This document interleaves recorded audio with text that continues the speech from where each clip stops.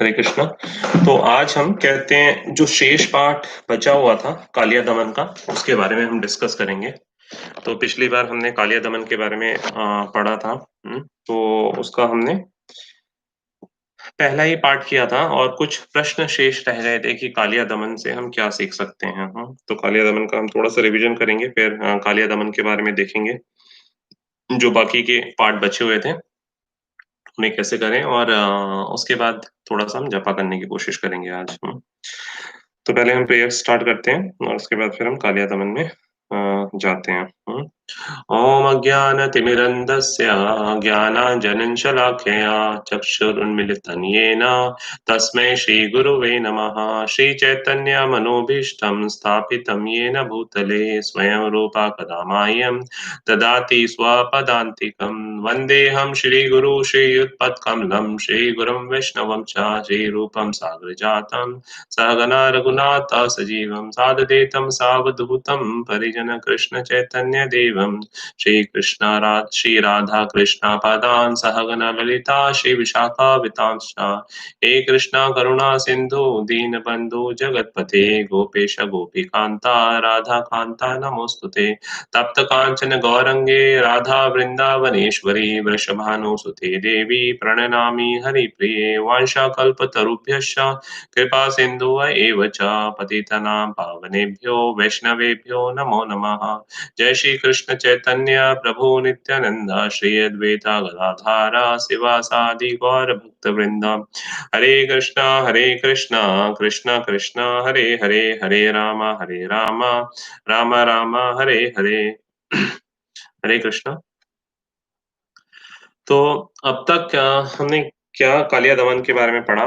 तो कालिया जो है कहते हैं किसका प्रदर्शक है, कि ईर्षा भाव का प्रदर्शक है कालिया।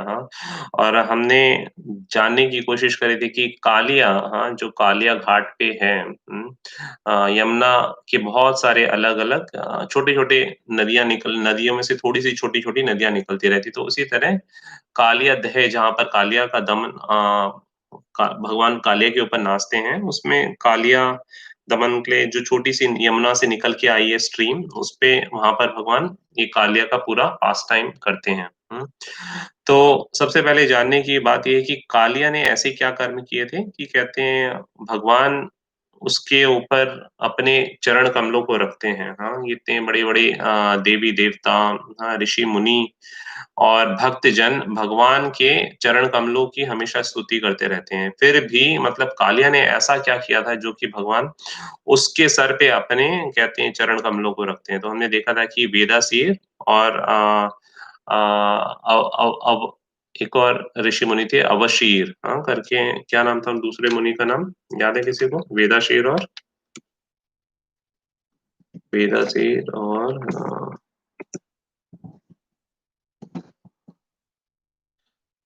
एक और मुनि थे, जो तपस्या कर रहे थे, विंध्या के पर्वतों पे।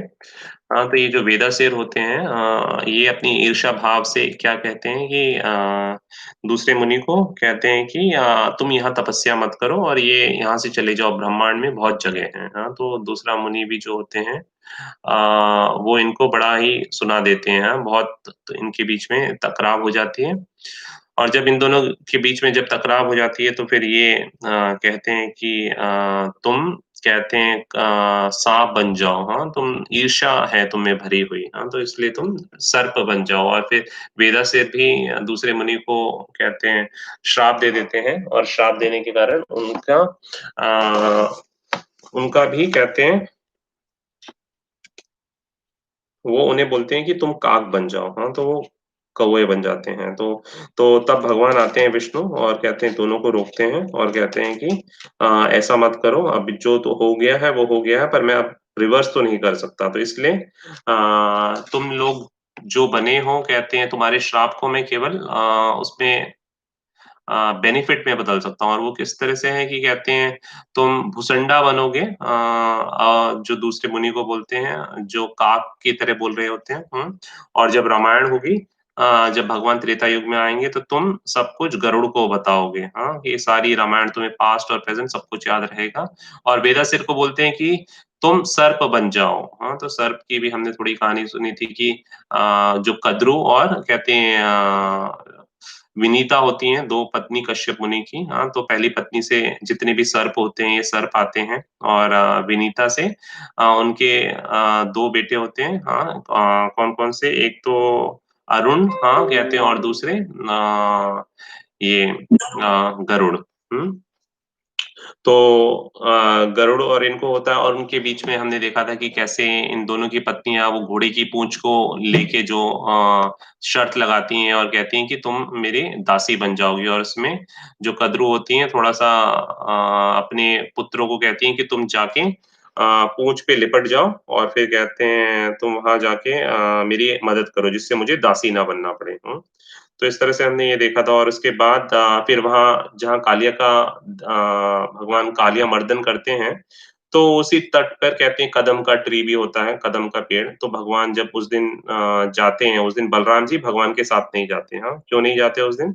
तो आज हम उसके बारे में डिस्कस करेंगे।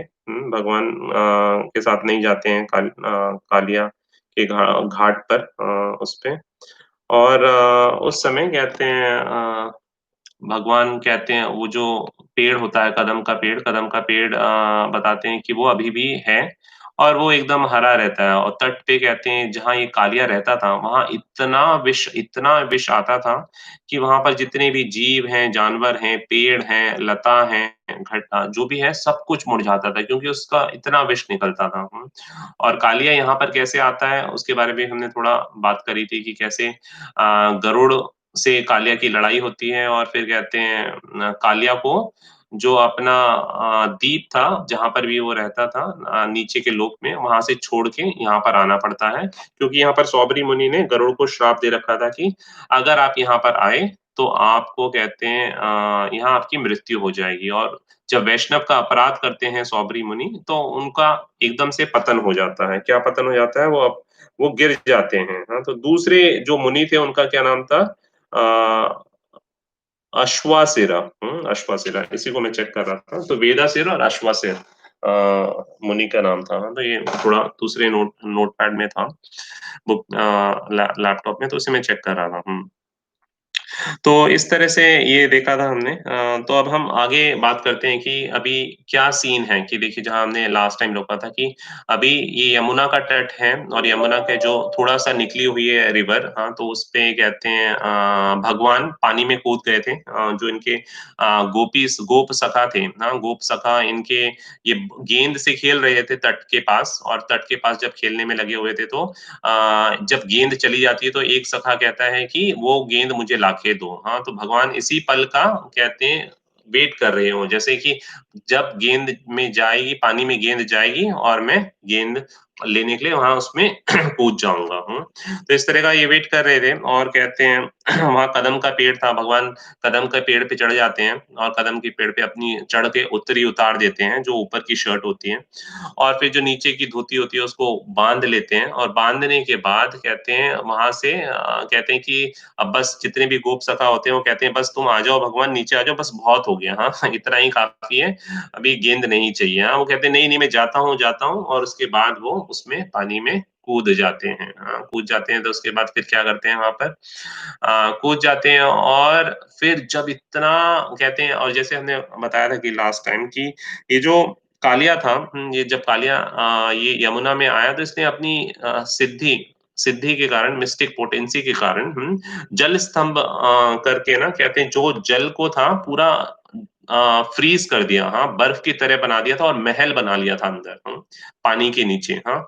सो जल स्तंभ कहते हैं, जल स्तंभ यूज़ करके इसने जो पानी को बर्फ की तरह बनाया और बर्फ का अंदर महल बना रखा था और उसी महल में रहता था ये नीचे।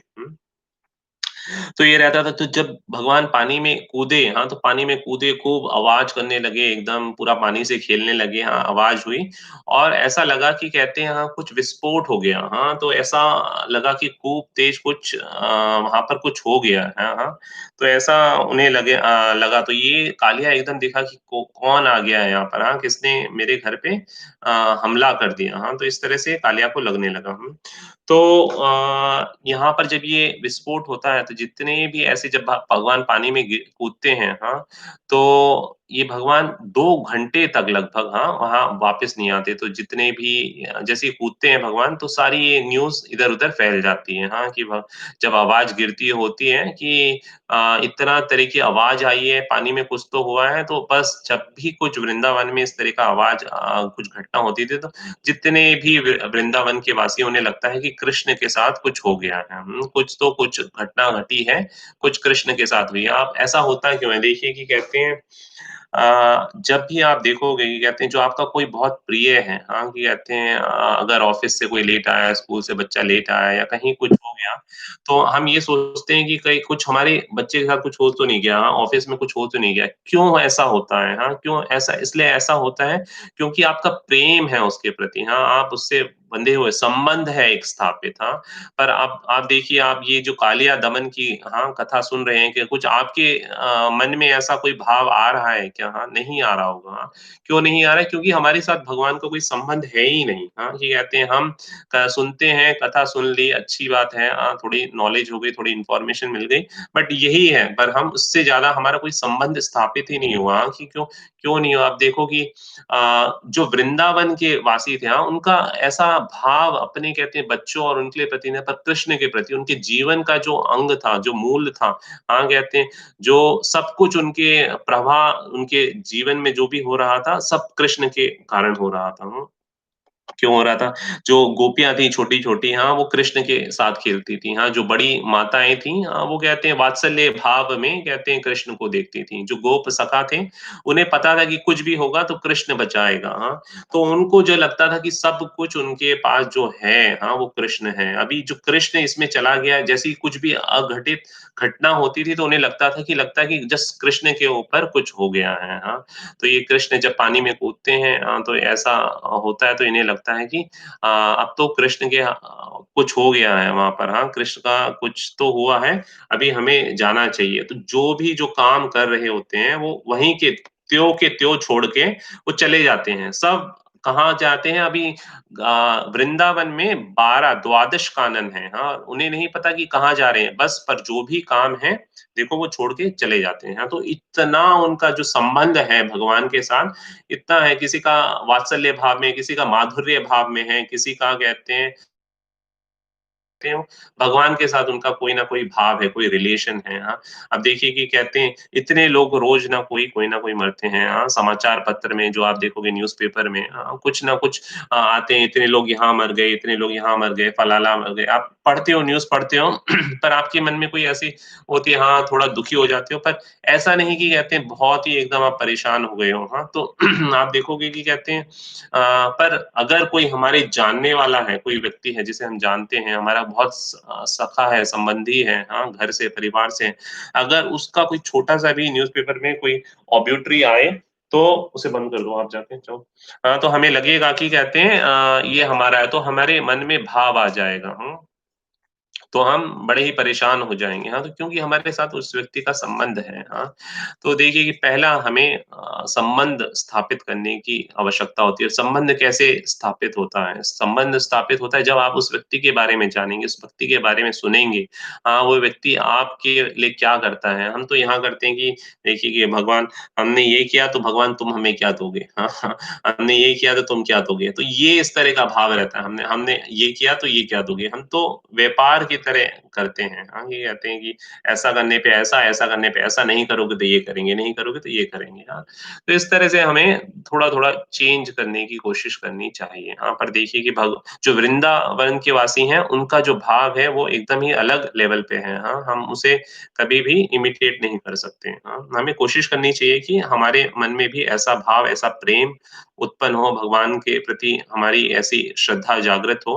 हाँ, पर कहते हैं हमें कॉपी नहीं करना चाहिए। इसलिए जो प्रभुपाद जी हैं, सहजिया जिन लोगों को कहते हैं, उनको स्ट्रिक्टली कहते हैं कि ऐसे जो गोपी बन के नाचने की कोशिश करते हैं, हाँ, कहते हैं और दूसरी तरह से कृष्ण कोई बन जाता है, हाँ, तो इस तरह से कहते हैं कि ये बिल्कुल ही गलत है, हाँ।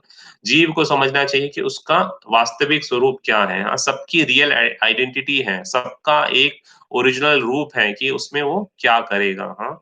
तो वो भगवान उससे रेसिप्रोकेट करते हैं, हाँ। जैसा आप करोगे भगवान उसी की तरह रेसिप्रोकेट करते हैं। आज ही सुबह मैं श्रीला प्रभुपाद जी का एक लेक्चर सुन रहा था। तो एक व्यक्ति होता है कि कहते हैं ये वृंदावन चला जाता है, वृंदावन जाता है और अपना जाने से पहले जितना भी इसका धन, दौलत, शोहरत थी, सब कुछ कहते हैं अपने पत्नी और बच्चों के नाम पे करके चला जाता है। और चला जाता है तो और बस कहता है कि लेटर में लिख के कि अभी मैं वृंदावन जा रहा हूँ भगवान की सेवा के लिए। तुम कहते हैं अभी मुझे हर महीने ₹200 भेज दिया करना, हाँ, ₹200 और वो पूछते हैं बच्चे बाकी का तुम अपने लिए रखो। हाँ, तो भगवान बोलते हैं कि जैसा तुम रेसिप्रोकेट करोगे वैसा मैं ही रेसिप्रोकेट करूँगा, हाँ, कि 25% तुमने पत्नी के लिए, 25% ऑफ द टाइम बच्चों के लिए, 25% ऑफ टाइम तुमने ऑफ़िस के लिए, हाँ, 25% ऑफ द टाइम तुमने अपने अपने लिए रखा हुआ है। हाँ, तो फा पा बाद का कुछ जो थोड़ा बहुत समय बचता है, हाँ, और 25-25 में से थोड़ा-थोड़ा कुछ निकाल के 1-1% या उससे भी कम कहते हैं तुम मेरे लिए समय रखते हो, हाँ। जीवन में हम इतने बिज़ी हो जाते हैं कि देखिए कि कहते हैं हम भगवान के जो धाम में जाने के लिए, वृंदावन में जाने के लिए भी हम जीवन में 365 दिन में से 4 दिन नहीं निकाल सकते। हाँ, हम लगे रहते हैं कि ऑफ़िस का काम, ये काम, अभी तो बहुत बिज़ी आप किसी से भी पूछ लो हाँ, फ़ोन करके कोई कहेगा कि मैं बिज़ी नहीं हूँ। हाँ, हर व्यक्ति कहेगा अभी तो सर हम बहुत बिज़ी हैं, अभी तो माताजी हम बहुत बिज़ी हैं, प्रभु जी हम बहुत बिज़ी हैं। हर कोई व्यक्ति यही कहेगा कि हम बहुत बिज़ी हैं। ऐसा कोई व्यक्ति बोलेगा नहीं कि हम खाली बैठे हुए हैं। तो आप देखोगे क्या 4 दिन आप चलोगे यहाँ पर 4 दिन यहाँ तीर्थ करने चलोगे? नहीं, नहीं हम तो अभी बिज़ी हैं, ऑफ़िस में बहुत काम है, एकदम ये है, मीटिंग है, वो मीटिंग है। तो ऐसे जीवन का क्या फ़ायदा कि मतलब जिसमें हम भगवान की भक्ति में हम 4 दिन भी ना निकाल सकें, हाँ।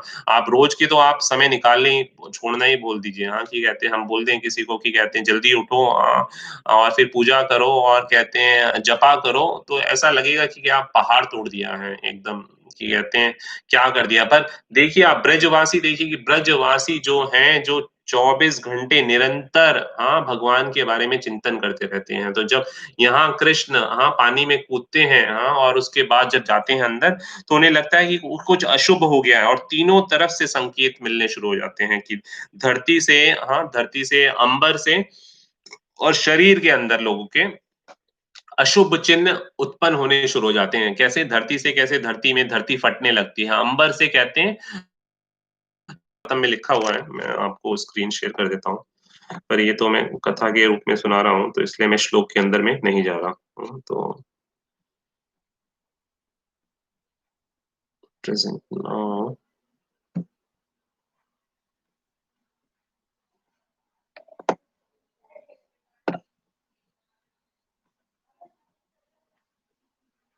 ओके, तो तो इस तरह से हुआ तो श ऊपर से अंबर से आकाश से कहते हैं गिरना शुरू हो जाते हैं मीटेओराइट और धरती पे कहते हैं धरती फटना शुरू हो जाती है और कहते हैं जो व्यक्ति होते हैं उनमें कहते हैं तरह-तरह के चिन्ह दिखने शुरू हो जाते हैं। जैसे पुरुषों में बाईं आँख फड़कना शुरू हो जाती है और महिलाओं की कहते हैं दाईं आँख फड़कना शुरू हो जाती है। तो ये बोलेंगे कि ये सब कहते हैं ये कोई चिन्ह थोड़ी हैं ये तो देखिए जो उस समय था कहते हैं जो देवता होते हैं उन्हें इस तरह के संकेत देने पड़ते हैं। जो आदमी हाँ, जो शुभ होते हैं, जो आदमी जिन्होंने जितना सत्य किया होता है तो उन्हें बताना पड़ता है कि इस तरह की अलग-अलग तरह की विपदा आने वाली है। हाँ, तो इस तरह के चिन्ह ऐसे होते थे कि पता चल जाता था कि कुछ अशुभ होने वाला है। अब तो लोग इसके बारे में मानते नहीं हैं कि ये वहीं अभी कुछ होता है तो सीधा डॉक्टर के पास चले जाते हैं कि ये हो रहा है, वो हो रहा है। तो इस तरह से होने में लगा हुआ था। तो तो सब लोग जो भी हैं सब छोड़ के अभी जाना शुरू कर देते हैं। अब जाएँ कहाँ? हाँ, तो आप देखिए कि आप घर से निकल तो गए, पर पता नहीं कि कालिया ये कहते हैं भगवान है कहाँ पर? हाँ, अभी 12 जंगलों में से सुबह गाय को लेके कहते हैं चले जाते थे और उसके बाद हमें पता नहीं कि कौन से जंगल में, कौन से वन में भगवान लेके गए हैं गाय को, बछड़ों को। तो बताया जाता है कि देखिए जो भगवान के पैर हैं, भगवान के पैरों में ना कहते हैं अलग-अलग तरह के चिन्ह हैं। कोई कोई ऐसा वो कोई व्यक्ति बोले कि कहते हैं कि मैं भगवान हूँ, हाँ, ये भगवान है, तो आप देखिए कि कहते हैं शास्त्रों में लिखा हुआ है कि किस तरह से विधि से आप पता कर सकते हैं। ऐसा कोई व्यक्ति हर कोई व्यक्ति नहीं है कि जो बोल सके कि मैं भगवान हूँ। हाँ, तो भगवान के जो पैर होते हैं, हाँ, भगवान कृष्ण के जो पैर होते हैं, उनके जो दाएँ पैर है, जो राइट फुट है, उसमें 11 निशान होते हैं और जो बायाँ पैर है, उसमें 8 निशान हैं। तो जैसे आप देखोगे कि जो दायाँ पैर है, उसमें मैं स्क्रीन शेयर करता हूँ, आप देखिए शेयर दिस टैब इंस्टेड। हाँ, तो देखिए देखिए कि उसके पैर में कहते हैं क्या-क्या है जो कॉर्न होती है, बार्ली जो होती है, हाँ, कि वो एक पैर में राइट जो पैर होता है, फिर चक्र, हाँ, और फिर जो कमल होता है और फिर एलिफेंट का गोट जो डंडा जो महावत यूज़ करता है, हाँ, थंडरबोल्ट जो इंद्र यूज़ करते हैं, हाँ, वज्र जिसे कहते हैं, हाँ, विक्ट्री फ्लैग जो ध्वज होता है, अम्ब्रेला जिसे छतरी कहते हैं, हाँ, उद्धव रेखा, और स्वास्तिक का निशान और जामन जामन फ्रूट्स ये जम्बूद्वीप के फ्रूट होते हैं और अष्टगन, अष्टगन जिसे 8 कोण जिसे कहते हैं अष्टगन, उसे वो होता है और उनके जो दायाँ पैर होता है उसमें आकाश, कॉर्न शेल जिसे शंख कहते हैं और फिर धनुष और जो बछड़ा होता है, बछड़ा का आप देखोगे जो कितना छोटा होता है पैर, हाँ, जो उस बछड़े के पैर का जो प्रिंट होता है, वो इसपे यहाँ पर होता है, हाँ, उसके पैर के साइज़ का, हाँ, और जो मटके होते हैं, ट्रायंगल होता है और आधा चंद्रमा और मत्स्य, तो इन सब का बहुत एक-एक महत्व है, क्यों ये किस कारणवश होते हैं, आज हम इसके उसमें गहराई में नहीं जाएँगे, समझने की इनकी कोशिश नहीं करेंगे। पर आज जो कथा को हम आगे लेके जाएँगे तो पर इनके बारे में भागवतम में लिखा हुआ है कि क्या-क्या ये आचार्य भी बताते हैं, वैष्णव आचार्य कि एक-एक क्या प्रदर्शित करते हैं, हाँ। जैसे आप चक्र ले लो तो उसका क्या मतलब है, हाँ। और जैसे आप कमल का फूल ले लो, भगवान के जो चरण हैं उन्हें चरण कमल कहते हैं हमेशा, हाँ, चरण कमल कहते हैं। आप देखोगे कि कहते हैं कहीं पर भी आप जाओ कि आप कहो कि भगवान के चरण कमलों में आप अगर भगवान के चरण कमल मिल गए तो सब कुछ मिल गया, हाँ, the lotus feet of the Lord, तो क्यों इन्हें चरण कमल कहा जाता है? तो चरण देख के एक तो ये बात है कि जो भगवान के पैर हैं कमल की तरह, बहुत ही मुलायम है, बहुत ही सॉफ्ट है, हाँ। तो बहुत इस तरह से इन्हें चरण कमल कहा जाता है। दूसरा कि कहते हैं देखिए जो लक्ष्मी माता है भगवान के चरणों में हमेशा रहती हैं और लक्ष्मी माता कहाँ रहती हैं? हाँ, ये कहते हैं कमल के फूल पे रहती हैं और तो जब ये प्रदर्शित करते हैं कि भगवान चरण कमल हैं, कहते हैं लक्ष्मी माता वहाँ पर रहती हैं। तो जहाँ भगवान के कमल रहते पैर रहते हैं, वहीं पर लक्ष्मी माता भी रहती हैं। तो ये दूसरा समझने के लिए आचार्य बताते हैं कि दूसरा हम कैसे समझें कि तीसरा ये बताते हैं कि देखिए जो पृथ्वी है जो है इससे कमल से सुंदर कोई फूल है ही नहीं, हाँ। तो जो बताते हैं कि कहते हैं इससे भगवान के जो चरण हैं उनको जो तुलना करने के लिए कुछ और इससे अच्छी चीज़ मिली ही नहीं कि कहते हैं इसको बता सकते हैं कि देखिए इतने सॉफ्ट है कमल की आप जो टहनियाँ देखोगे भगवान के जो पैर हैं इतने सॉफ्ट हैं। तो एक बार जब लक्ष्मी माता जी हाँ भगवान के चरणों को दबा रही थीं, तो उसके बाद क्या हुआ उनके जब चरण दबा रही थी तो भगवान ने कहा कि कहते हैं तुम तेज दबा रही हो, थोड़ा धीरे दबाओ। हाँ, तो माता थोड़ा हँसती है और कहती है कि भगवान आपके पैर इतने सॉफ्ट हैं इतने सॉफ्ट हैं कि आपके मेरे दबाने से भी दर्द हो रहे हैं। तो भगवान कहते हैं कि हँसते हुए कि जब मैं अपना अगला जन्म लूँगा तो तब तुम देखना। हाँ, तब जब कहते हैं भगवान हिरण्यकशिपु को मारने के लिए आते हैं तो नरसिम्हा देव के अवतार में आते हैं और भगवान इतने स्ट्रॉन्ग आते हैं कि जब लक्ष्मी देवी जो होती हैं, जो भगवान के पैर दबा रही होती हैं और जब भगवान पे थोड़ा-सा हँस रही होती हैं कि कह रही हैं कि देखिए मैं आपके पैर दबा रही हूँ और पैर दबाते हुए भी हमको दर्द हो रहा है। तो जब भगवान नरसिम्हा देव की उसमें आते हैं तो भ लक्ष्मी माता उन्हें कहते हैं इतने क्रोध में होते हैं और सब लोग डरे हुए होते हैं, तो जब ब्रह्मा जी कहते हैं कि आप जाइए और भगवान को थोड़ा शांत करिए, तो लक्ष्मी माता नहीं जाती हैं, कहती हैं कि मैंने भगवान को देखा पर ऐसे वाले रूप में कभी नहीं देखा। हाँ, तो देखिए कि भगवान कैसे अपने भाव को चेंज कर सकते हैं। हाँ, तो सॉफ्ट भी हो सकते हैं, इतने कोमल भी हो सकते हैं और एट द सेम टाइम इतने स्ट्रॉन्ग भी हो सकते हैं कि हम नहीं सोच सकते। तो ये समझने वाली बात है। तो ये जो वृंदावन के वासी हैं, ये भगवान के जो चरण कमल हैं, इनको देख के हाँ, ये इनके जो पद चिन्हों को देख के कहते हैं फ़ॉलो कर के उस कालिया के जो जहाँ पर ये लीला रची जा रही है हाँ, उस तट पे पहुँच जाते हैं।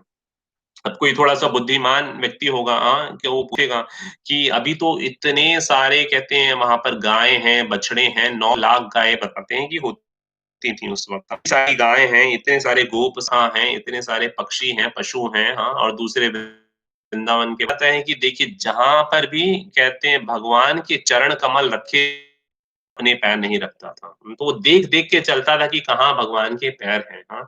तो इतना उनको कॉन्शियसनेस रहती थी। आप देखिए कि अगर आपको कोई प्रिय हो तो आप उसकी हर चीज़ सँभाल के रखते हैं, हाँ। छोटी से छोटी या जब बच्चा थोड़ा बड़ा हो जाता है तो माता-पिता उसकी छोटी-छोटी पुरानी चीज़ें रखते हैं और फिर देखते हैं कभी-कभी फ़ोटो उठा के रखते हैं।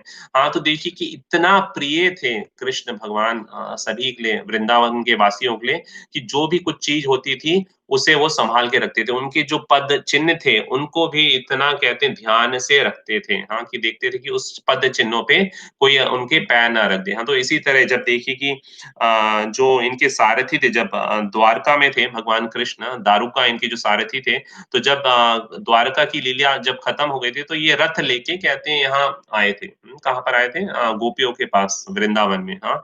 तो जो जितनी भी गोपियाँ थीं, हाँ, एकदम रथ को ऐसे साफ कर रही हैं और ऐसे एकदम चेक करने में लगी हुई हैं कि ऐसे जैसे वो भगवान ही हों, हाँ, इतना उनको इतना प्रेम है, कहते हैं जो भगवान की कोई भी वस्तु है, कि हम में ऐसा प्रेम है, हमें तो कहते हैं कि कोई प्रेम ही नहीं है, कुछ भी किसी भी चीज़ पे आकर्षण नहीं है भगवान के यहाँ, तो हम सुनते हैं पर हम में इस तरह का प्रेम भाव है ही नहीं क्योंकि हमारा संबंध ही एस्टेब्लिश नहीं हुआ। जैसे हमने संबंध के बारे में बात करी थी, हाँ, तो आप देखो कि वो दारूका सोच रहे हैं कि ये रथ तो मैं भी इतने साल से चला रहा हूँ और कहते हैं रथ तो मेरा ही है, फिर भी मुझ में इतना ऐसा प्रेम नहीं है, ये तो लोग अलग ही लग रहे हैं एकदम। तो इसी तरह जब उद्धव भी जाते हैं, उद्धव जाते हैं भगवान जब भेजते हैं उन्हें वृंदावन भेजते हैं तो अपना पत्र लेके भेजते हैं, अपना समाचार लेके भेजते हैं कि ये जाके तुम जाके पढ़ो वहाँ पर और खैर खबर लेके आओ कि वहाँ क्या हो रहा है। तो जब वो जाते हैं तो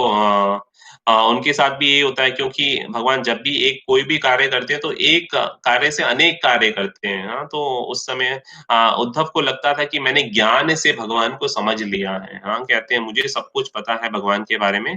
पर भगवान कहते हैं उनका वो भी तोड़ना चाहते थे कि कहते हैं थोड़ा-सा गर्व तोड़ना चाहते थे और बताना चाहते थे कि शुद्ध भक्ति क्या होती है।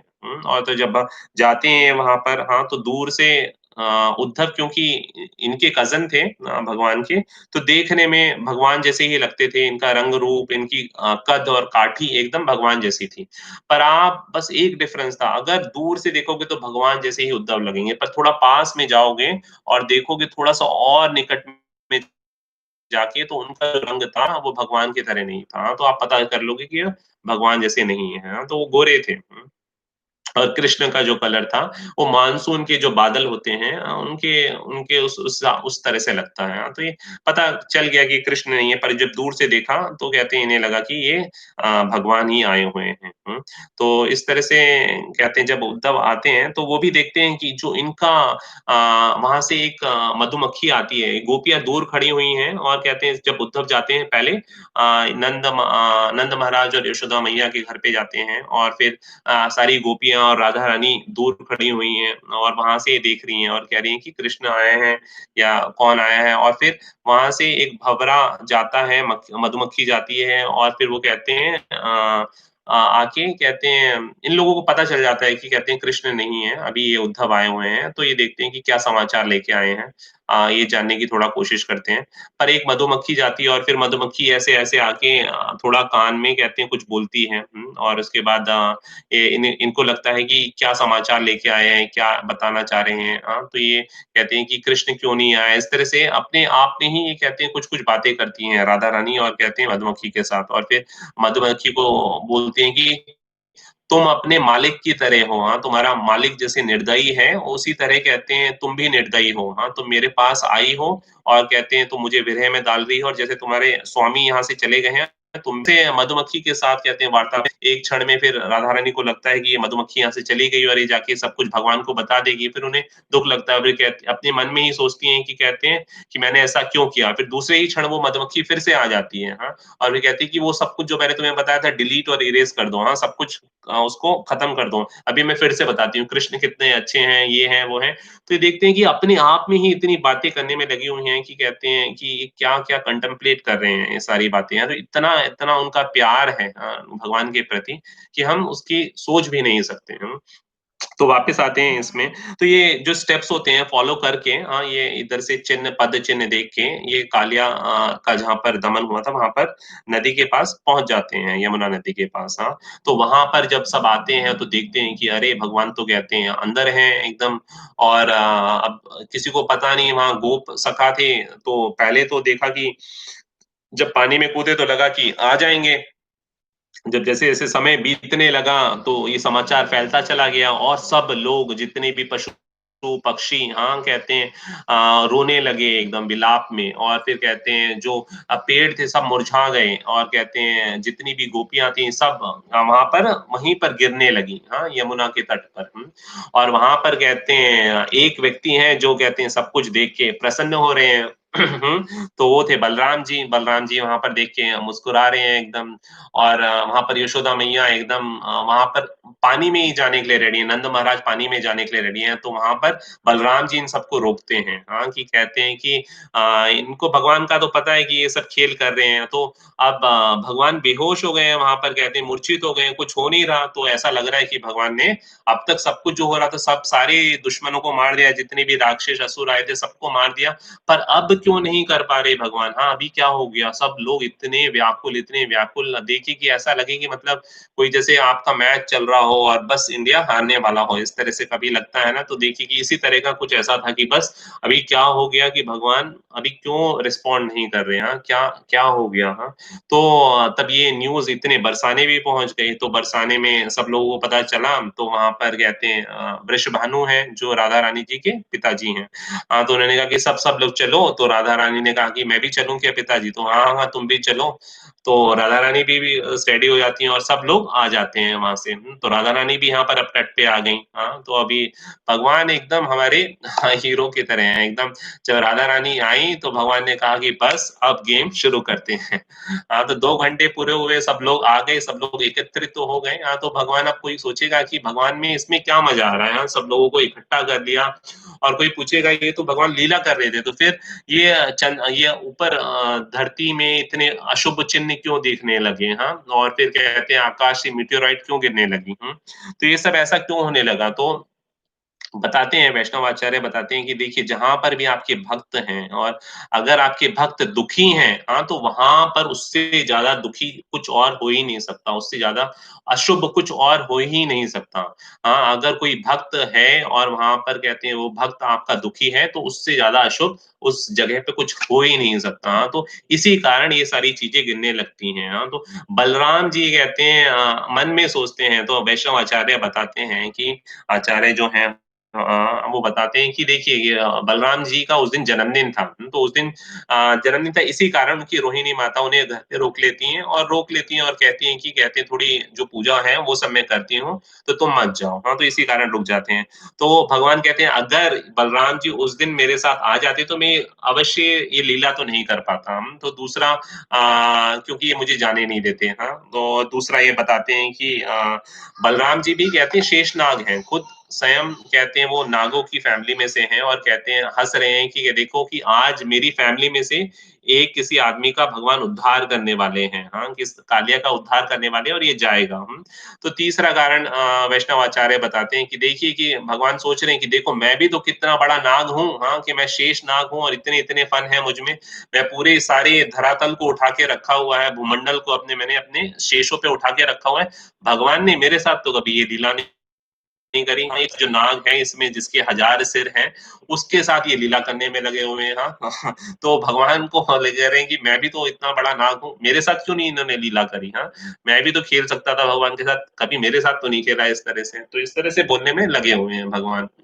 बलराम जी अपने मन में सोच रहे हैं और ये सब सोच के वो प्रसन्न हो रहे हैं। उन्हें पता है कि भगवान ये सब लीलाएँ चौथा रीज़न बताते हैं आचार्य कि कहते हैं कि देखिए भगवान शेषनाग पे सोते हैं, हाँ, कहते हैं कैसे सोते हैं महाविष्णु जो होते हैं शेषनाग पे देखिए कैसे सोते हैं एकदम जो उनका जो बेड है वो एकदम नाग जो बलराम जी हैं वो एकदम भगवान की सेवा करने में हमेशा तत्पर रहते हैं। कभी जितने भी आप देखोगे भगवान के जो पादुका हैं भगवान वो बन जाते हैं, जितने भी जो मृदंगा है वो बन जाते हैं, करताल है वो बन जाते हैं। तो भगवान जो उनका जो सेवा का भाव है, हाँ, एकदम तत्पर है वो, एकदम अपना रूप चेंज करके भगवान की सेवा में करने में लगे रहते हैं। आप देखोगे कि ला जो रामायण में है, लक्ष्मण एकदम ऐसे हैं कि जो 14 साल तक जब वनवास में थे भगवान, एकदम कुछ नहीं खाते, एकदम व्रत रखते हैं। हाँ, जितना भी सीता माता उन्हें खाना देती थी, वो कहते हैं वन में कहते दे देते थे। लेते थे और वो वन में चढ़ा देते थे। खुद नहीं खाते थे क्योंकि वो रात-दिन भगवान माता की और कहते हैं भगवान की सेवा में खड़े रहते थे। हाँ, तो देखिए कि इस तरह से भगवान का त्रेता युग में भी किस तरह का भाव था। पर उन्होंने कहा कि त्रेता युग में कि बहुत हो गया, द्वापर युग में मुझे बड़ा बनना है और मैं कहते हैं छोटा नहीं बनूँगा। क्योंकि हर बार मुझे कहते हैं फ़ॉलो करना पड़ता है। इस बार मुझे डिसीज़न खुद लेना है। मैं स्वयं लूँगा और तुम मुझे फ़ॉलो करो। तो उस दिन भगवान जानबूझ के जिस दिन कहते हैं भगवान का जन्मदिन था, उस दिन नहीं लेके आते, तो लीला के उससे लेके नहीं आए। हाँ, तो देखिए कि कुछ ये रीज़न है कि इसके कारण ये नहीं देते। तो जब राधा रानी आती हैं, बलराम जी आ गए हैं, यशोदा माई आ गई हैं, नंद महाराज आ गए, तो सभी जितनी भी बड़ी जो गोपी हैं, जो वात्सल्य भाव में हैं, यशोदा माई के बराबर में हैं, वो बता रही हैं। वो बता रही हैं कि कह रही हैं कि देखो पहले भी जब कहते हैं भगवान थे, छोटे थे, तो उन्होंने कितने-कितने असुरों को मारा। तो तुम चिंता मत करो, ये छोटा-सा ही नाग है, हाँ, इसको तो ऐसे ही मार देंगे, इतने-इतने उसके हैं। तो अंदर से वो भी सोच रही हैं कि सबको मार तो दिया था, इस बार तो भगवान बेहोश हो गए, इस बार क्या होगा? हाँ, हाँ, हर बार तो कुछ ना कुछ हो जाता था, पर इस बार क्या होगा? पर वो बोल रही हैं, अगर जैसे ही उन्होंने ये बोलना बंद किया, तो यशोदा माई तभी अपने प्राण निछावर कर देंगी। तो वो बोलने में लगी हुई हैं कंटीन्यूअसली, खुद मुर्दे की तरह खड़ी हुई हैं, फिर भी अपने मुँह से कथा भगवान के बारे में बताने में लगी हुई हैं। तो इस तरह से वो बताती रहती हैं। तो अब भगवान क्या करते हैं, तो जब पानी के अंदर होते हैं, तो अब जब सब लोग आ जाते हैं, कहते हैं कि अभी बहुत हो गया हाँ, कि अब मैं थोड़ा-सा डांस करना शुरू करता हूँ। तो भगवान अपना शरीर धीरे-धीरे फैलाने के शुरू करते हैं, धीरे-धीरे फैलाना शुरू करते हैं। और जैसे ही भगवान धीरे-धीरे फैलाना शुरू करते हैं, जब भगवान पानी पानी में कूदते हैं, तो उसके बाद क्या होता है, ये जो होता है, ये कालिया नाग भगवान के जो उसके 1000 फन होते हैं, अलग-अलग 1000 फन, उसमें से 100 एकदम प्रमुख फन होते हैं, उनको भगवान को चारों तरफ से जकड़ लेता है। चारों तरफ से जकड़ के ऐसे जकड़ लेता है कि भगवान को पूरा कस लेता है चारों तरफ से। साँप कैसे होता है, एकदम चारों तरफ से आदमी को लपेट लेता है, तो इसी तरह से ये करता है, बाँध लेता है। तो भगवान तो कहते हैं पूरे संसार का भार अपने ऊपर उठा रखा है। तो अब भगवान कहते हैं धीरे-धीरे से अपना शरीर फैलाना शुरू करते हैं। तो देखिए ये बहुत कठिन नहीं है समझना कि भगवान अपना शरीर कैसे फैला सकते हैं। कि आप देखिए कि जो छोटा-सा भी ये जो योगी होता है वो तरह-तरह की सिद्धि प्राप्त करी होती है। अगीमा, लगीमा, महिमा कहते हैं कोई छोटे से छोटा बन जा सकता है, कोई बड़े से बड़ा बन जाता है, कोई हवा में उड़ सकता है, कोई इधर से उधर जा सकता है। तो ये भगवान के लिए कोई वो नहीं है, भगवान तो सभी योगियों के या स्वामी हैं, उन्हें योगेश्वर कहा जाता है, हाँ? तो ये भगवान कर सकते हैं। तो अभी छोटे से शरीर में भी एकदम वो फैलाना शुरू करते हैं शरीर, तो ये जो अभी है कालिया, इसको सहन नहीं होता, तो अब इसको लगता है कि कुछ तो हो रहा है, तो इसका जो बंधन था, हाँ, जो इसने पकड़ रखा था, ये इसका टूटने लगता है। जी, कहते हैं इसका जो इसने भगवान को पकड़ रखा था, तो भगवान का शरीर जब फैलना शुरू करता है, तो इसके जो फन थे वो धीरे-धीरे ढीले होने लगते हैं। जब ढीले होने लगते हैं, तो सारे फन तो फन ढीले होते हैं तो ये क्या करता है गुस्से में आने के कारण जितने भी फनों से भगवान को डसना शुरू कर देता है। तो अब देखिए कि ये बहुत-बहुत महत्वपूर्ण बात है ये कि क्यों डसता है? देखिए ये पिछले जन्म में क्या था ये वेदाशेर करके नाम का साधु था। वे मुनि थे और इनके जो कहते हैं ईर्ष्या भाव के कारण इन्हें सर्प बनना पड़ा। तो देखिए कि होता क्या है कि चाहे हम कहते हैं किसी भी उसमें चले जाएँ पर जो अगर हमारा सर्टल ईगो और जो हमारा जो माइंड हाँ, और कहते हैं सूक्ष्म शरीर, आत्मा और अहंकार वो साथ में जुड़ा रहता है। हुँ? तो वो भले ही कहते हैं ये इस जन्म में कहते हैं ये सर्प बन गया, हाँ, पर जो पिछले जन्म की ईर्ष्या थी, वो अभी तक नहीं गई थी, हाँ, उसी ईर्ष्या के कारण कहते हैं भगवान तो केवल पानी में कूदे थे, पानी में अपना खेल रहे थे। हाँ, तो इसके घर पे तो अटैक नहीं किया था अभी तक, हाँ, तो फिर इसने क्यों तो भगवान को क्यों पकड़ लिया? अपनी ईर्ष्या भाव के कारण आता है और भगवान को पकड़ के इसने लगता है कि मेरे घर पे ये अटैक करने वाले हैं। बस तो देखिए इसी ईर्ष्या भाव के कारण और ये देखिए हमें समझना चाहिए कि जो ईर्ष्या है ये हमारे जीवन में हाँ, कि कहते हैं कैसे घुसी रहती है कि इसके पास ऐसा घर है, हाँ, जो आदमी देखिए अपने पास जो घर है उसके वो उससे खुश नहीं रहेगा, उसके पास ऐसा घर क्यों है? हाँ, उसके पास कैसे ऐसे गाड़ी क्यों है? उसके पास कहते हैं ऐसे बच्चे क्यों हैं? उसके पास ऐसी पत्नी क्यों है? हाँ, उसके अलग-अलग बारे में ही वो सोचता रहता है, हाँ, कहते हैं इस तरह से आदमी बस भटकता रहता है। देखिए कहते हैं इसके बारे में हम थोड़ा ईर्ष्या के बारे में क्योंकि हम लास्ट टाइम भी कहा था इसके बारे में बात करेंगे। इसे कहानी के रूप में समझने की कोशिश करते हैं। एक बार एक कौवा होता है और कौवा दिन भर कां, कां, कां, कां करता रहता है। ये कौवा कहता है कि देखो ऐसे कां, कां करता रहता है और जाके अपनी पत्नी को कहता है कि देखो मैं कैसा हूँ ये कहते हैं कि मैं परेशान हूँ बहुत। हाँ, मैं बहुत डिप्रेस हूँ अपने जीवन में, कौवा ये कहता है। हुँ। कहता है कि मुझसे बदनसीब जो पक्षी है कोई नहीं होगा। हाँ, तो ये उसकी पत्नी कहती है, "ऐसा क्यों?" कहता है कि देखो एक तो मेरी आवाज़ कैसी है एकदम काँ, काँ, काँ, काँ। हाँ, ऊपर से मेरा रूप जो है एकदम एकदम काला एकदम कुछ नहीं दिखेगा। तो इस तरह से ऐसा बोलता है कौवा तो अपनी पत्नी को ऐसा अपना हाल सुना के कहता है कि देखो मैं जाता हूँ थोड़ा बाहर देख के आता हूँ और फिर पता करता हूँ कि बाहर क्या हो रहा है। तो ये जाता है कोयल के पास, कोयल के पास जाके बताता है कि देखो तुम तो कितना अच्छा गाती है, कोयल गाती है, कू कू इस तरह से गाती है कोयल। तो वो कहती है कि देखो तुम तो बड़ी अच्छी हो, तुम देखने में तुम मेरे जैसा ही रूप है पर तुम्हारी आवाज़ कितनी मधुर है। पर मैं बोलता हूँ तो एकदम कौवे जैसा बोलता हूँ, कोई सुनता ही नहीं है। तो कोयल कहती है कि देखो वो बात तो ठीक है, पर मैं भी बहुत परेशान हूँ कि मेरा तो रूप देखो, मेरी चोंच देखो, हाँ, मेरी आँखें देखो और मेरे पैर देखो, सब काले।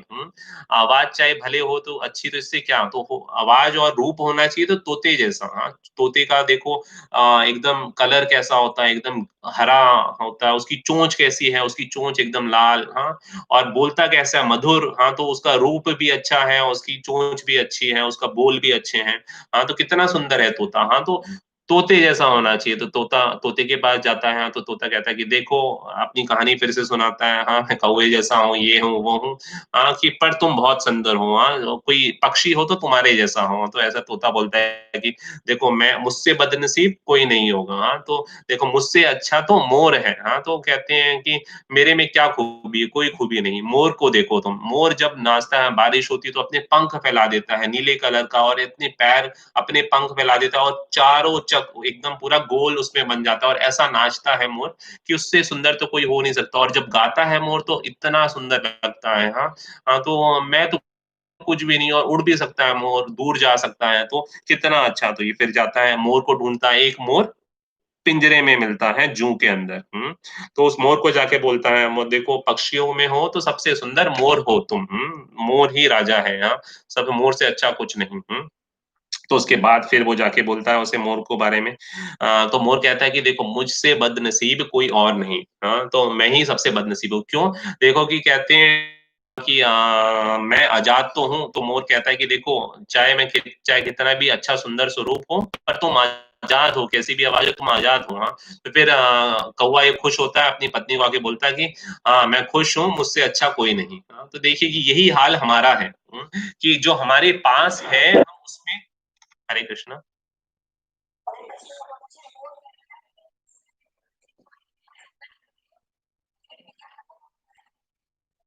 अच्छा, अच्छा। हाँ, तो मुझे उसके बारे में नहीं पता पर ये आप बता सकते हो, आपको आगे पता है तो उसके बारे में आगे क्या है। पर ये जो कहानी का जो सारांश था, उस कहानी का सारांश हम ये समझने की कोशिश कर रहे थे कि देखिए कि हम भी अपने जीवन में जो हमारे पास है, हम उसे रियलाइज़ नहीं करते हैं कभी-कभी, हाँ, कि हम देखते रहते हैं कि दूसरों के पास क्या है। हाँ, और देखिए कि उसी से कहते हैं ईर्ष्या उत्पन्न होती है। हाँ, तो देखिए कि जेलसी होती है, जेलस और एन्वी, हाँ, दोनों में थोड़ा-सा बहुत छोटा डिफरेंस होता है, सटल डिफरेंस होता है। समटाइम्स हम सोचते हैं कि जो जेलस होता है, जेलसी और कहते हैं एनवी, दोनों are kind of a same thing. हाँ, सेम नहीं होते हैं। देखिए जो अगर जो ईर्ष्या होती है पैसिव स्टेट में, मतलब कि कहते हैं जैसे कोई नई गाड़ी लेके आया, हाँ, आपके मन में बस ये होता रहा कि हाँ, इसके पास नई गाड़ी है, इसके पास नई गाड़ी है, इसके पास नई गाड़ी है। यही सोचते रहे तो वो केवल जेलसी है, हाँ। और एक दिन आपने उठाया पत्थर और उसकी जो सामने वाला शीशा था उसने फट के मार दिया, हाँ, तो वो शीशा टूट गया। तो वो जो जेलसी थी वो उत्पन्न हो गई और वो एक्टिव रूप में प्रस्तुत हो गई। तो एक्टिव जब हो जाती है जेलसी तो वो ईर्ष्या के भाव में हो जाती है। So jealousy when is active it is called envy, और when it is passive it is called jealous. हुँ। तो छोटा-सा ही डिफरेंस है, पर ये नहीं होना चाहिए कि जो जेलस होता है वो सबके मन में थोड़ा-थोड़ा होता है, पर उसी के ऊपर कंटेम्पलेट नहीं करना चाहिए। हाँ, उसी के बारे में बार-बार नहीं सोचते रहना चाहिए कि हमारे पास ये क्यों नहीं है। इससे अच्छा बेहतर देखिए हर व्यक्ति में कुछ ना कुछ अच्छी चीज़ ज़रूर होती है, अवश्य होती है। हाँ, ऐसा नहीं कि हर चीज़ में मनुष्य खराब होगा। हाँ, तो इससे बेहतर कि कहते हैं आप जो नकारात्मक चीज़ है आप में जो अच्छी नहीं है उसके बारे में सोचो, जो आपके पास नहीं है उसके बारे में सोचो, उससे अच्छा सोचो कि आप जो चीज़ अच्छी करते हो वो कैसे करो? उसको आगे ले जाके कैसे करो? जैसे कोई व्यक्ति खाना बहुत अच्छा बनाता है, तो देखो कि खाना मैं और अच्छा कैसे बना सकता हूँ? भगवान को भोग कैसे लगा सकता हूँ? और लोगों को वितरण कैसे कर सकता हूँ प्रसाद? हाँ, इस तरह से देखो कि आप वो देखो। कोई बोलने में अच्छा है तो वो देखिए कि कहते हैं कैसे मैं बोल के लोगों को अपना ये जो भगवान की कथा सुना सकता हूँ। हाँ, तो इस तरह से वो देखो कि अपने जो गुण हैं उनको परखो, हाँ, जो अपने में जो नकारात्मक मेरे में ये नहीं तो मैं इससे क्या करूँ? हाँ, उसके ऊपर ज़्यादा फ़ोकस करोगे तो हमेशा परेशान रहोगे, हमेशा परेशान, हाँ, कि मेरे पास ये क्यों नहीं, उसके पास ये क्यों है, हाँ। तो ज़्यादातर देखिए कि जो मनुष्य होता है, क्यों परेशान रहता है कि वो इससे परेशान नहीं रहता कि कहते हैं सामने मेरे पास ये नहीं है, उसके पास है कि सामने वाले के पास ये क्यों है? सामने वाले के पास क्यों है ये? और उसको अगर उसके पास उसको ज़रूरत भी नहीं है, फिर भी सामने वाले के पास क्यों है, इसलिए परेशान रहता है। हाँ, और इसी समय इसीलिए उसका जो आधा जो मन है, वो एकदम परेशान रहेगा, हाँ, कि ये क्या होता है? तो देखिए कि एक जो कुत्ता होता है, उसे हम हड्डी फेंकते हैं, तो हड्डी फेंकेंगे तो क्या करेगा कुत्ता? सीधा उस हड्डी को खा लेगा, पर जो शेर होगा क्या करेगा वो उस हड्डी को नहीं फेंकेगा, अगर आप हड्डी फेंकोगे तो आपको खाने के लिए आ जाएगा। तो हम कहते हैं कुत्ते की तरह होते हैं कि कहते हैं जो अ, हमें कुछ देता है, हम उसी को खाने के लिए शुरू कर देते हैं, हाँ। तो नहीं हड्डी जो फेंकती है, हम ये नहीं देखते कि हर कार्य के पीछे कोई और भी कार्य है। अगर आप देखोगे हाँ, जब शेर जो हड्डी फेंके वो हड्डी नहीं फेंकेगा, हाँ, उसके पीछे देखिएगा कि कौन है, कौन व्यक्ति है। तो हम देखेंगे अगर सुख का जो कारण है वो भगवान है और जो दुःख का भी जो कारण है वो भगवान है, तो हम कहते हैं एकदम ब्रह्म भूता प्रसन्न आत्मा हो जाएँगे, हमें कोई दुःख नहीं होगा। नहीं तो हम परेशान रहेंगे कि कहते हैं सुख जो होता है वो हमारे कारण होता है और जो दुःख है वो भगवान के कारण है। इस तरह की अवस्था में आ जाएँगे। पर जब आप सब चीज़ का कारण भगवान को ही देख लोगे हाँ, सर्व कारण कारणम कहते हैं भगवान को गोविंदम आदि पुरुषम तमहम भजामि। भगवान की इच्छा से, सुख आ रहा है भगवान की इच्छा से, हाँ। तो आप व्याकुल नहीं होगे हाँ, कि कहते हैं ये मुझ में क्यों कष्ट आ रहे हैं मेरे जीवन में, ये सुख आया तो क्यों सुख आया है, हाँ। तो ये तो कहते हैं सर्दी और गर्मी की तरह है, आएगा चला जाएगा, हाँ। तो आप व्याकुल मत हो इसमें, यही भगवान देखो बताने की कोशिश करें। तो ये पहला नियम है कि ईर्ष्या को कैसे मिटाया जाए। हाँ, तो देखो ये जो साँप है, ये जो भगवान को डसने में लगा हुआ है, एकदम अपने पुराने जन्म के कारण एकदम मानने में लगा हुआ है, तो फिर कुछ दूसरे वैष्णव आचार्य बताते हैं, इसका उल्लेख करते हैं कि कहते हैं कि जो इस तरह से डंक मार रहे हैं, ये फन से मार रहे हैं, ये कहते हैं भगवान का जो आलिंगन है उसे चूम रहे हैं, हाँ, कहते हैं उन्हें प्रणाम कर रहे हैं। नाग कैसे प्रणाम करेगा? भगवान अपने अपने जो फंग हैं उनके, फेन हैं, उनसे स्पर्श करके करेगा। तो इस तरह से देखिए अलग-अलग आचार्य कैसे सोच-सोच के बताते हैं कि देखिए किस तरह से बता रहे हैं। तो हमें ये पहला नियम समझना चाहिए कि ईर्ष्या को हम कैसे खत्म करें। तो पहला है अपने पे जो आपकी जो पॉज़िटिव पॉइंट है, उस पे फ़ोकस करिए, रादर कि कहते हैं जो आपके पास नहीं है, जो आप में कमी है, उसके ऊपर चिंतन करने की। हाँ, जो सबके पास कुछ ना कुछ कमी होती है, पर आप उसको डेवलप कर सकते हो कि कहते हैं पॉज़िटिव में बदलने की। हाँ, उस तरह से ये नहीं कहते हैं कि जो नेगेटिव है, उसी पे आप फ़ोकस करते रहो। हाँ, तो focus on your positive things rather than focusing on the negative things और what you don't have in your life. जो हमारे पास जीवन में नहीं है, उस पे हमें फ़ोकस करने की ज़रूरत नहीं है। हमें फ़ोकस करना चाहिए जो हमारे पास है, जिसमें हम अच्छे हैं, सक्षम हैं, जिसे हम भगवान की भक्ति में यूज़ कर सकें, उसे हमें फ़ोकस करना चाहिए। हर व्यक्ति के पास ऐसा कुछ होगा, आप सभी के पास कुछ ना कुछ ऐसा विशिष्ट होगा, जो आप सोचते होंगे कि वो सही है, आप उसको आगे लेके जा सकते हैं। हर कोई व्यक्ति खराब नहीं होता, सब में कुछ ना कुछ ऐसे गुण होते हैं, जिसमें वो आगे उसको लेके जा सकता है और भगवान की भक्ति से जोड़ सकता है। तो दूसरा ये पहला बहुत ही महत्वपूर्ण था। दूसरा आप कैसे जीवन में कहते हैं कैसे करें कि अब ये थोड़ा मुश्किल है, पर कहते हैं बहुत इफ़ेक्टिव है। जिस व्यक्ति से आप ईर्ष्या करते हैं, हाँ, उसकी सेवा करिए। तो वैष्णव आचार्य बताते हैं कि देखिए अगर कहते हैं आप किसी व्यक्ति से ईर्ष्या करते हैं, तो आप उसे उसकी सेवा करें, हाँ, तो अगर आप उसकी सेवा करोगे, हाँ, तो देखो कि उसे हम्बल होना पड़ेगा। समटाइम हम सोचते हैं कि कहते हैं हम भगवान के आगे नहीं झुकेंगे, हाँ, तो झुकना मतलब ये नहीं कि शरीर के उससे झुकना कि ऐसे प्रणाम कर दिए। अब कोई सोचेगा हम तो करते हैं, इसमें कौन-सी बड़ी बात है? हाँ, अगर कोई एथिस्ट लोग हैं, वो नहीं झुकते हैं, हाँ, तो नहीं झुकते हैं, कोई बात नहीं। तो देखो आप प्रभुपाद जी बताते हैं कितने परपट में लिखते हैं, अगर आप हम्बल नहीं होगे तो प्रकृति आपको हम्बल कर देगी। हाँ, चाहे कोई एथीस्ट व्यक्ति हो या नहीं हो, जो सामान्य व्यक्ति हो, जैसे-जैसे समय का काल आगे बढ़ता जाएगा, तो उस व्यक्ति को हम्बल होना ही पड़ेगा। कैसे होना पड़ेगा? देखिए, जरा मृत्यु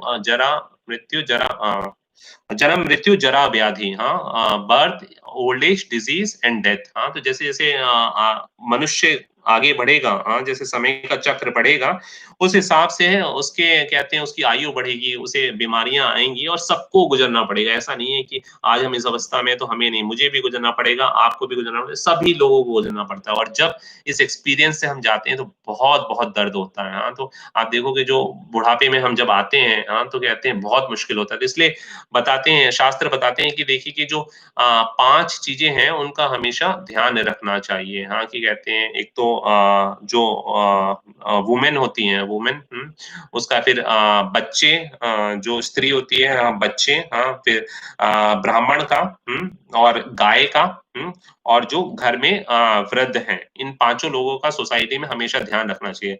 अगर ये पाँचों कहते हैं खुश रहते हैं, तो जीवन कहते हैं आगे सही से बढ़ता रहेगा। आप देखो कि आज की जो जीवन में हो रहा है, ये पाँचों ही कहते हैं सही से नहीं है। तो आप देखोगे किस तरह से सोसाइटी में कहते हैं किस तरह से विषमताएँ फैली हुई हैं। तो इस तरह से ये भगवान को ये कालिया डंक मारता है, फन मारता है, उसके बाद कहते हैं भगवान अपना शरीर फैलाते हैं और उसके बाद कहते हैं जो इसका ये इसके जो प्रमुख जो फन होते हैं 100 फन होते हैं, हज़ार फन में से और वो धीरे-धीरे कहते हैं एक फन को उठाता है तो दूसरे फन को उठाता है, तो भगवान क्या करते हैं, तो जिस फन को जैसे ही उठाता है हाँ, पहले तो इसका शरीर ऐसे जब भगवान का आप देखो इतना भारी भार होता है हाँ, और पूरा धरती का भार अगर एक साँप पे आ जाएगा तो क्या होगा? उसका तो दम ही घुट जाएगा। जब ऐसा भारी होता है तो वो छटपटाहट में इधर-उधर से मारने में लगा हुआ है और जब जैसे ही भगवान शरीर फैलाने में लगते हैं, तो उसके बाद कहते हैं वो रोक नहीं पाता। उसके बाद फिर भगवान आके उसके सर पे डांस करना शुरू कर देते हैं। तो उसके जब डांस करते हैं तो जैसे ही कोई फन उठाता है तो दूसरे फन पे आते हैं, दूसरा फन जो उठाता है तो दूसरे फन पे आके खड़े हो जाते हैं। हाँ, तो देखिए भगवान साँप पे डांस कर रहे हैं। किस तरह से आप गंधर्व, सिद्धास हाँ, जितने भी स्वर्ग लोक में देवी-देवता सब लोग आ जाते हैं और करताल बजाना, मृदंगा बजाना और कहते हैं फूलों की वर्षा करना शुरू कर देते हैं। तो देखिए कि कोई साँप पे डांस करे वो कितना वो होगा और अलग-अलग फनों पे हाँ, तो कोई एकदम जो बहुत ही एक्सपर्ट होगा वही कर सकता है। कहते हैं कुछ लोग कहते हैं जो डंडों पे चल जाते हैं, जो नट होते हैं वो एक डंडे से दूसरे डंडे पे या छोटे से तार पे चले जाते हैं। पर आप देखिए साँप का फन है, एक फन ऊपर आता है, नीचे आता है, तो आप देखोगे कि जो कालिया दमन का है, एक पैर भगवान ऐसे पैर रखते हैं, फिर दूसरा रखते हैं, तो जैसे ही जो फन उठना शुरू होता है, उस पे पैर रख देते हैं। तो इस तरह से सारे फनों को भगवान दबाते चले जाते हैं उसके और फिर जब उसके फिर सारा जब विष निकल जाता है उसके फनों में से हाँ, उसके बाद जब पूरा कहते हैं ब्लड निकल जाता है, तो खून आ जाता है, तो उसके बाद फिर भगवान कहते हैं उसकी जो न पत्नियाँ होती हैं, फिर वो जान जाती हैं, पहले ही जान जाती हैं कि कहते हैं ये भगवान हैं और फिर प्रार्थना करती हैं। कहती हैं कि आप कहते हैं मेरे जो पति हैं इनको छोड़ दो। हाँ, कहते हैं मेरे पति को छोड़ दीजिए और कहते हैं यहाँ से जाने दीजिए। तो भगवान कहते हैं कि देखो कि अब कहते हैं सरेंडर कर चुका है। देखिए कि सरेंडर का ऐसा नहीं कि केवल फिज़िकली सरेंडर कर दिया, ऊपर से सरेंडर कर दिया। समटाइम्स ऐसा होता है कि हम चाहते हैं कि सरेंडर तो हमने कर दिया है भगवान, कहते हैं एट ए फिज़िकल लेवल, कि फिज़िकल लेवल भगवान जानते हैं, भगवान एक्सपर्ट डॉक्टर हैं, हाँ, कि कैसा किस तरह का पेशेंट है, उसे कितनी दवाई देनी है। हाँ, तो भगवान देखिए जब तक कालिया अपने मन में नहीं समझ जाता है पूरा कि कहते हैं उसके जितना भी ईर्ष्या थी वो तो निकल गई थी, हाँ, जो उसका पॉइज़न था वो ईर्ष्या के रूप में निकल गया था। पर जो उसका कहते हैं कालिया का अभी भी अहंकार था, हाँ, वो अभी नहीं निकला हुआ था, हाँ, ईर्ष्या निकल जाती है कभी-कभी, फिर भी मैं रह जाती है, तो वो अहंकार नहीं निकला हुआ था। तो अहंकार जब तक नहीं निकला था भगवान, जब ब्लड नहीं निकल जाता उसका, तब तक उसे छोड़ते नहीं। जब उसका अहंकार निकल जाता है, तो उसके बाद वो अपने मन में कहता है, हाँ, यही परम परमेश्वर हैं। वो कहते हैं भगवान को प्रणाम करता है मन में और कहता है कि कहते हैं जो मुझसे हुई है गलती हो गई, क्षमा कर दो मुझे। हाँ, और कहते हैं जब वो करता है तो उसकी नाग पत्नी बहुत सुंदर स्तुति करती हैं, हाँ, एकदम बहुत अच्छी प्रेयर्स करती हैं। अगली बार हम थोड़ा-सा 15 मिनट लेंगे, ज़्यादा समय नहीं और उसके बाद डिस्कस करेंगे कि कहते हैं जो नाग पत्नियाँ क्या प्रेयर करती हैं। तो उस समय फिर भगवान कहते हैं कालिया को छोड़ देते हैं और कहते हैं कि तुम यहाँ से जा सकते हो। हाँ, तो जब यहाँ से जाने जाता है तो कहते हैं कि जो मेरे पैरों के चिन्ह हैं इस पे तुम्हारे इस पे तो तुम्हारे शरीर पे उसको गरुड़ा देखेगा और तुम्हें कभी भी परेशान नहीं करेगा। हाँ, तो नाग पत्नी की जो प्रेयर होती हैं, जो उनकी प्रार्थना होती है, वो बहुत सुंदर तरीके से करती हैं और वो हम अगली बार देखेंगे कि क्या वो नाग पत्नी अपनी प्रार्थना में कहती हैं। हाँ, तो जो एनवी होती है, एनवी के बारे में हम थोड़ा-सा और बताते हैं। जो ईर्ष्या होती है उसमें हमने 2 पॉइंट डिस्कस किए। एक तो हमें अपनी जो पॉज़िटिव चीज़ है उस पे फ़ोकस करना चाहिए। दूसरा कि कहते हैं हमें कहते हैं जिस व्यक्ति से हम ईर्ष्या करें, हम उसकी सेवा करें। तीसरा जो महत्वपूर्ण है हाँ, कि कहते हैं जो वैष्णव होते हैं, जो ब्रह्मचारी हैं, सन्यासी हैं या जो आपके पास भी आस-पास भी कोई ना कोई वैष्णव होंगे, उनकी सेवा करिए। हाँ, उनकी सेवा जब आप करेंगे हाँ, तो जो वैष्णव की सेवा करने से आपको कहते हैं देखिए कि हर जगह बोला कि साधु संगे सब शास्त्र कहे हाँ लव मात्र साधु संगे सर्व सिद्धि होए हाँ कि सभी शास्त्र बोलते हैं कि देखिए कहते हैं कि अगर साधुओं का आपको संग मिलेगा हाँ और वो लव मात्र भी हो लव क्या होता है 1 सेकंड का 11वां हिस्सा कि 1 सेकंड का 8वां 9वां 10वां नहीं 11वां हिस्सा सेकंड कितना होता है कितना छोटा होता है हाँ तो 1 सेकंड का 11वां हिस्सा लोगे तो उसे लव कहते हैं एक क्षण का जो 11वां भाग होता है तो उसे लव कहते हैं तो साधु संगे सर्व शास्त्र कहे हाँ लव मात्र साधु संगे सर्व सिद्धि होए हाँ तो आप जो साधुओं की सेवा करोगे हाँ तो जो सही साधु हैं वैष्णव हैं आज जब उनकी सेवा करोगे तो आप देखोगे जो ईर्ष्या की जो अंदर से है वो धीरे धीरे अपने आप ही खत्म हो जाएगी हाँ ये जो ईर्ष्या का भाव होता है ये बहुत बहुत जरूरी होता है कि जो भक्ति के जीवन में हाँ आगे बढ़े वो ईर्ष्या को खत्म करे अगर ईर्ष्या रहेगी ना ईर्ष्या जितने भी हमारे जो अंदर के वो होते हैं अनर्थ होते हैं, उनका सबका राजा होता है ईर्ष्या, हाँ, ईर्ष्या कहते हैं सबका राजा होता है कि आप सभी जो अनर्थ होते हैं, सबको भगवान की भक्ति में लगा सकते हैं, पर ईर्ष्या को भगवान की भक्ति में नहीं लगा सकते हैं। हाँ, तो देखिए कि जैसे गुस्सा भी है, उसे भी भगवान की भक्ति में हम लगा सकते हैं। अगर कोई वैष्णवों का अपराध कर रहा है, कोई उनका अपमान कर रहा है, तो हम जो व्यक्ति है, उनका अपमान कर रहा है, तो हम उसको बोल सकते हैं कि ये मत करो, हाँ। अगर आपको कहते हैं खाने की इच्छा है, तो आप प्रसादम अत्यधिक प्रसादम खा के अपनी जो इंद्र तृप्तियाँ कर सकते हैं, तो जो लालसा है उसको कम कर सकते हैं। तो इसी तरह दूसरे अनर्थों को भी धीरे-धीरे कम कर सकते हैं। पर ईर्ष्या इस तरह का जो ये अनर्थ है अंदर का जो ये इसको कम करना, किसी से खत्म करना बहुत-बहुत मुश्किल होता है। कहते हैं और अगर ये पनपता रहा ये भक्ति के साथ पनपता रहा तो जो भक्ति लता बीज है उसको पूरा खत्म कर देता है। हम कभी-कभी सोचते हैं कि हम भक्ति में बहुत आगे बढ़े हैं, हम जपा अच्छे से कर रहे हैं, हम बहुत चेंज हो गए हैं और ये देखिए अंदर से जो पनपता रहेगा एकदम जैसे आप देखोगे ना जो लता होती है मैं एक लता लगाई थी उसको मैं देख रहा था तो कितना एकदम पतली सी होती है एकदम छोटे से बीज से निकल के आती है और जो पेड़ होता है उसमें कोई तना-वना भी नहीं होता। हाँ, उसके जो लता देखोगे उसमें छोटी-छोटी टहनियाँ सी होती हैं, वो जो लपेट लेती हैं और ऐसे-ऐसे घूम जाती हैं एक से ट्विंडल कर जाती हैं और वो किसी भी कोई भी चीज़ होती है, लकड़ी होती है, कोई पेड़ होता है, उसपे अपना घूम-घूम के घूम जाती हैं पूरा।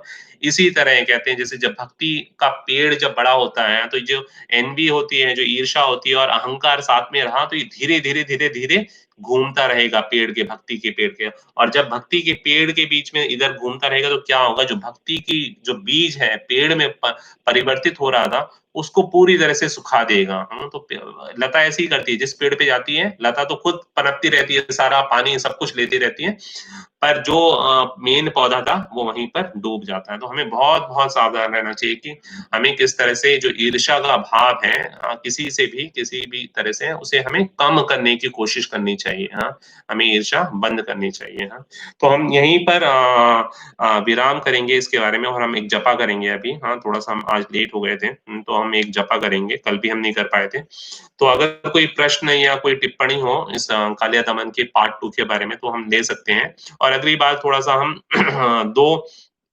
भजन है कहते हैं एक नाग पत्नियाँ सुनाती हैं और एक दूसरा भजन कहते हैं गुजराती में है, उसको हम कहते हैं करने का उसका उसका मतलब और उसको पढ़ने की कोशिश करेंगे। बहुत सुंदर भजन है, कहते हैं इस भजन का नाम है कि कहते हैं जल कमल छाड़ी जाने वाला स्वामी अमारो जागशे। कि कहते हैं जल कमल मतलब इस यमुना नदी में जल के अंदर कमल खिले हुए हैं और कहते हैं कौन बालक हो तुम आए हो और जो अगर तुम इस तरह की आवाज़ करोगे तो जो हमारे स्वामी हैं वो जाग जाएँगे। तो हम अगली बार इसके बारे में थोड़ा-सा करेंगे। ये नारसी मेहता जी हैं जो संत थे गुजरात में, उन्होंने लिखा था हमने इनके बारे में पहले भी थोड़ा-सा हमने चर्चा करी थी, पर इसके बारे में बहुत सुंदर विश्लेषण करते हैं और बहुत सुंदर है। आप अगर सुनेंगे तो आपका भी मन बड़ा ही इस पे मोहित हो जाएगा कि कितना सुंदर उन्होंने इसके बारे में भगवान के बारे में भी जो ये लीला है कहते हैं भजन में पूरा व्यक्त करी है। तो हम यहीं पर कहते हैं कथा को विराम करेंगे कथा का और कहते हैं अगर कोई प्रश्न है तो हम उसे ले सकते हैं, नहीं तो फिर हम कहते हैं आज के लिए हम जपा करेंगे।